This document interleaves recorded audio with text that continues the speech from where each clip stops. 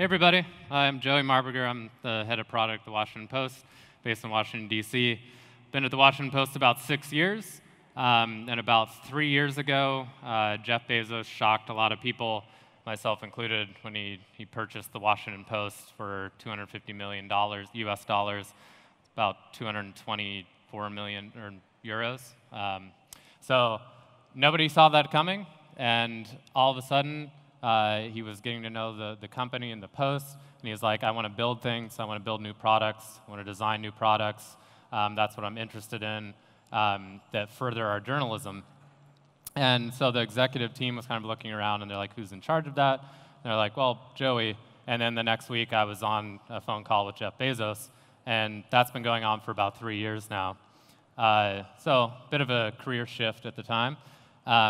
And all I could remember thinking the first time I talked to him, knowing that we needed to talk about new products and what we should build, what we should create at the Post, is I was like, this dude's building rockets. So at his company, Blue Origins, he's seriously building rockets. And I have to talk to him about this legacy newspaper media company and the products that we want to create. And as we started talking, we realized it's really not so much about building rockets. It's pretty cool. But there's this quote that Jeff says, and he actually says his own quotes a lot, that he strongly believes the missionaries make better products because they care more. It's a short version of the quote. But what we talked about, and as he was kind of learning what products we should create and how we operate, because we're very different from Amazon, and Jeff owns us independently. We're not owned by Amazon, so it's separate companies, treats us separately. So as he's starting to learn, he's like, well, kind of do this exercise of like, who are we? Who are we at the Washington Post? And what do we care about? So he said, what products do we care about? And what experiences do we care about? And if we focus on that, we realize that journalists are missionaries. Journalists care. They care about getting the facts right, telling stories, furthering democracy. And what we realize is that our products have to be missionaries too. Because if we love our products, then our readers will love our products. And then hopefully the business will really grow. And shocker, it did. So here's our audience growth. We measure all of our digital products and unique visitors. And we went from about 40 million a month in 2014 to we're more than 70 million unique visitors per month. So a lot of people have actually declined in desktop traffic. We've grown. Mobile is growing for everybody. And overall, we grew by almost 80%, which is pretty big. So how do you do that, right? Oh, sure, it's Jeff just gives us billions of dollars and it just turns into audience growth. No. So what happened was we actually had a bunch of ideas that we thought we'd do maybe over a 5-year period. And when Jeff started to look at all of our product ideas and our strategy and whatnot, he's like, let's just do it now. We're like, what do you want to do now? He's like, all of it. So we invested, and we hired more than 100 journalists, mix of reporters, editors, designers, engineers.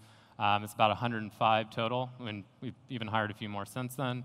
And we launched 20-plus editorial products. You call them verticals, sections, blogs, all of that. We've done a lot of research on what type of content we were lacking in and what we needed to build and create. And that wasn't just expand sports or expand politics. I mean, we did some of that, but we created a lot of kind of niche things that really played into a more cohesive strategy that you would expect from the Washington Post. Whereas most people know us for our political coverage, especially right now, we actually do a lot more than that. It's not an election year all the time. Politics is actually a smaller percentage of our overall audience traffic than you would probably realize. So we expanded some of our blogs, existing blog sections. We expanded our general assignment desk, breaking news, all of it. And we just saw the audience start to grow. Because the strategy out of the gate with Jeff was, let's get really big really fast. Then we'll figure everything else out later. What he likes to say is he's given us this big runway. So we've launched even more products than this since I've created this slide. And with all these together, we're not only furthering our journalism, but we're growing more readers. Then that leads to what we really strive for is the Pulitzer, which is huge. It means a lot to us. It doesn't always mean a lot to our readers or advertisers, but we won 2 Pulitzers this year, And that guy in the middle is Marty Baron. He's our executive editor, and he's made famous in the movie Spotlight recently. And a lot of the furthering of our journalism and what we care about and how our products are created and how they get to you is a lot from Marty, too. A lot of people give Jeff credit. It's great. Marty is a phenomenal editor. But got to move forward. This is the think ahead thing, right? So that's the past, kind of the immediate past. Go in our little futuristic rocket ship there. And let's talk about new experiences. And this is what I get really excited about and what my team works on, and designers, engineers, product managers, so on, is trying stuff that maybe doesn't exist right now, or the technology's kind of there, but I would like to show people products and experiences and have the reaction be, I didn't know a newspaper could do that. And that happens a lot, which was pretty fun. So an actual real recent product launch is our progressive web app. Some of you might have seen it. It's really more a technology launch, not so much a huge product launch. And we worked with Google to take their Google AMP technology and create an entire site out of it. So this is all of our content. It's like in a hybrid web app, which is technology at the core isn't totally new, but a lot of it is, and how it operates in the browser by being able to load everything on demand, pre-caches, and it's almost instantaneous after you've loaded this first bit. Feels a lot like an actual native app. And the whole website, less than 400 kilobytes. So we can achieve 250 millisecond load times, and even less once it's cached. And why that's important is speed is an experience. When it's faster, people consume more news. It's more delightful, and they enjoy it, and they care about it. So this isn't our full site yet, because if you've been paying attention to that video at all, there are no ads in it. Can't really switch to it quite yet, but we're working on that, of creating a new ad product called Fuse, which is currently out in the market, that is basically a pre-cached Google AMP ad that loads on our site. But now let's talk about some weird stuff, I guess.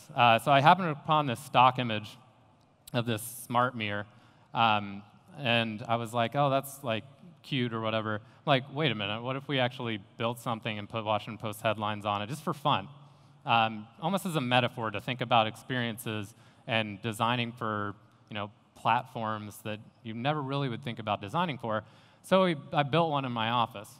It's really hard to take a photo of a mirror, but that's me in my office, and it spits out headlines, weather, greets you, and it runs through this controller chip from China off of a little Android app on Amazon Fire Stick. And it's pretty funny, actually, to me, but a lot of people like it. And we just did it for fun, like I said, because that's important to us. And until an advertiser I won't name showed up and was like, how many of those can you create? And we're working on something for that right now. So with these things, why we think about them is that we can define the experiences. A lot of experiences come to us kind of pre-baked. So if you look at Facebook, it's like paint by numbers. Twitter, certain constraints, all of that. So they've already more or less defined the experience, so we just have to kind of put our journalism there. But if we start thinking kind of a way out, we can, even if it's not totally based in reality, we're probably not really going to start building smart mirrors, which aren't even that new. But we start to think about, a mirror should still be a mirror. You don't want to touch it and smudge it all over. It should do things in a predictive way. And you start to kind of change your mindset to start caring about things that you never thought you cared about. And that's what we've really been doing at the Post. Thinking about smart transportation, self-driving cars, more people are going to have more time in their cars. How does a newspaper play into that? To be frank, I have no idea. Probably through a robust audio strategy, but we're not a radio company like NPR, but we have to start thinking about it and have to start designing kind of experiences we would want in that platform. Same with smart homes.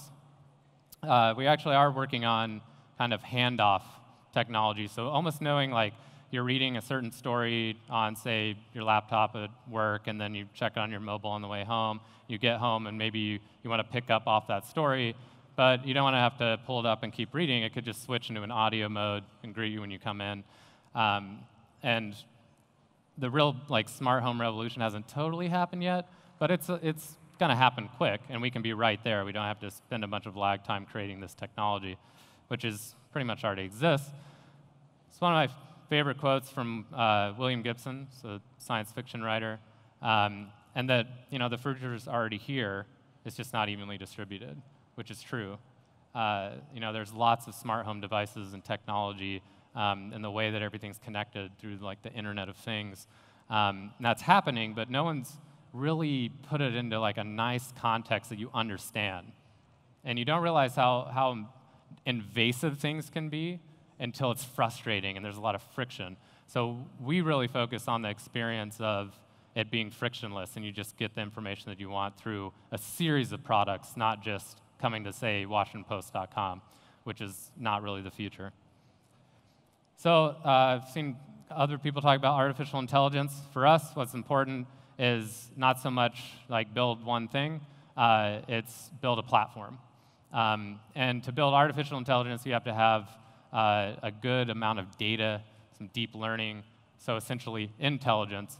So we've been writing stories for more than 140 years, so we just thought we'd start processing all those stories and learning from them, and not just like, say, the past few years of digital stories. So we can look at everything we've covered, all the topics through time, tag things like, add all sorts of metadata to stories, so we can get something learning as a platform to find real uses for it. So with messaging apps coming up, it was kind of perfect timing because we had already been working on essentially chatbots, but not really, because we weren't sure people would message with a newspaper. It didn't just feel personal enough for us. But we knew that if they wanted to, we could deliver the data and answer the questions that people have. And by 2020, people may want to do that, with 80% of the people in the world having smartphones, and a lot of people in low data areas where it's very not cost efficient to be loading giant, robust visual native apps or websites. They may just want to text back and forth and get information. Then Facebook Messenger happened, chatbots are coming online, and frankly, most of them are pretty poor. The experience is kind of weird, and in news, it's not great really at all yet. And it's only going to increase in importance as messaging apps have already taken over the big social networks out there. So if you're not paying attention to messaging apps, you probably should be. And not just one of them, all of them. And that's the way we're looking at it too. And the only way to do that is to build a platform. So I actually haven't talked about this publicly, and this is totally like a beta thing, but this is how we collectively market it internally, because you also have to sell your products to your own people, not just your consumers. And so this is Q, which is essentially, it's an AI machine learning platform that just processes all sorts of stuff and knows where it's coming from, so it can start to figure out where it should go. And this is an extension off of our Arc publishing platform, which is a collection of kind of CMS-like tools for page design, story input, headline testing, analytics, you name it, which is getting a lot of press recently because we've taken on some really big clients. So Q eventually will be a part of that. If you look, it's like we can use Alexa, which I'll get to in a minute, bots, Slack, Messenger, pure SMS, all that, kind of know the input, and we can do natural language processing, summarize things based on where it needs to go, which we've been running real live tests on Twitter. So we've been tweeting summarized versions of our stories for like a while now that people have just randomly found, because we want to know if it's working. So there's like some real life tests out there. And what we think about a lot though is format and tone and how it's delivered back to you. Because if you ask a question and it just sends you like a headline and a link, why would I just not go Google that or load your app and maybe it's in there because it's pertinent at the time? But if it tells you a story, sends you a summarization, and it keeps the experience there, then it could work. So you're not really seeing that quite yet, but we will soon. It's one of our first major products coming out. It will be a pure SMS chatbot, which we're still shooting for at the end of summer. And that won't be the only place that you can get it, but Q, because it can be a platform connected to all inputs, that means some people on SMS, Slack, Facebook Messenger, you name it. It all kind of comes in a one hive mind and can deliver all those learnings back to everybody, which no one else is really doing. And that's because we thought about it and we're like, we care a lot about that experience and what it should be like, So the only way to do that is to have like a really smart engine behind it. So we build one-off boutique bots, then they're not all great. And you can't just say, oh, everybody's in Facebook Messenger, so you have to build it there. Anyone that's used bots there knows that that's not really the greatest experience. So we are looking into that. I'm a big fan of Poncho, which is for weather. I think they figured out how to be like that niche weather bot, and they work on SMS and Messenger and other places. So that means, we're probably not going to go build a super robust weather experience because that's already there. It's like the app wars all over again. So if you can go back and learn from the past 5 years of building native apps, apply that to bots, and get it even more simple, and you could have a future there. I'm really excited about this, not just because it's from Amazon, but Jeff and I have talked about this quite a bit, and it's not so much about the hardware, which is the Echo, it's about the operating system, which is Alexa. So it's a smart audio input-output operating system. And when Jeff and I have talked about it, he thinks of it like, in 5 to 10 years, Alexa will be everywhere. And when Jeff says that, he literally means everywhere. So it could be in this room, and you could ask it a question, and it can talk to you. You don't have to just purely buy the device. And we already have a news brief in this, and we just launched a new skill where you can ask about election results and polling. And that's cool to start. There's actually a ton of people using this. I highly suggest this. Personally, Jeff would probably be really thankful to me for hawking this, but it's actually a great experience, and I think that's coming over time. And then you've got an audio experience in your smart home, a bot on your phone, hands off to the audio into your car, and before you know it, you can catch up on information no matter where you are. We also have this viral traffic predictor that we're using all this data to figure out what the life of a story is within the first 30 minutes, which is extremely hard unless you're publishing 800 stories a day. Most of that's wire from the Associated Press, about 500 stories a day. But we publish about 300 original stories a day through the Washington Post digital products. So we analyze all those and we learn from it. And this isn't to say, yay, it's viral. It's for us to know if a story needs more love or we could start writing ahead of it, or if a story didn't really resonate the way it should have. And then the data just kind of comes back into us, and we get smarter about publishing into a digital ecosystem, where as soon as we publish it and it goes off our platform, we don't know a lot of data, but we want to change that. So how we're changing that, this is a really crude data visualization that basically we learned an insight from Uber, which is when something's shared and a story is published, we can start to kind of map that in a visual way. So it's not like a spreadsheet of numbers and data, which is hard to interpret even in a bar chart. And we can look at it and see how it's going. So